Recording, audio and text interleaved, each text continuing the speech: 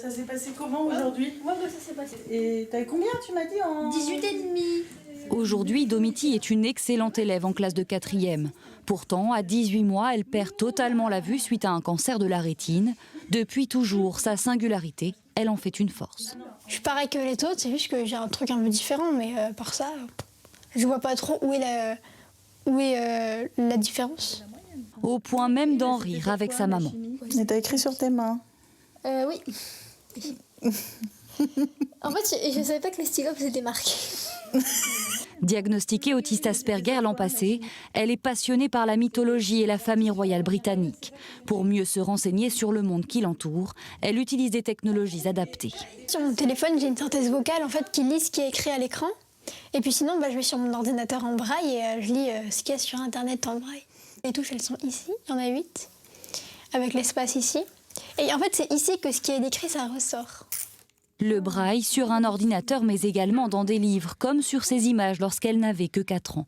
Aujourd'hui, elle le maîtrise parfaitement et a même remporté cette année son premier concours, une dictée en braille. Une victoire de plus partagée avec son binôme, sa maman, qui l'élève à plein temps. Elle est Domiti avant d'être aveugle.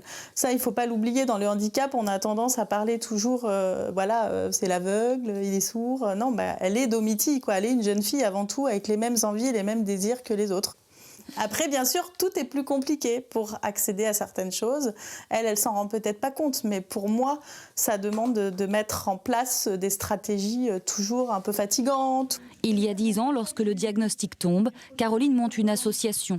Son but, créer des livres pour enfants aveugles.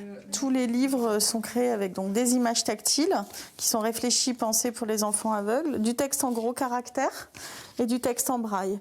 On retrouve toujours le texte en noir et en braille sur les mêmes pages pour partager la lecture entre voyants et non-voyants. L'association compte maintenant 6 salariés et une vingtaine de bénévoles. Autant de petites mains au destin lié à celui de la jeune Domiti. Quand elle a perdu la vue, j'ai très vite eu envie de tout savoir, tout comprendre, pour comprendre son monde. Et oui, d'une certaine façon, c'est moi, certes, qui ai créé l'association, qui fait les livres, mais j'ai l'impression que c'est elle mon moteur et c'est elle qui me booste à avancer dans ce sens-là, en tous les cas.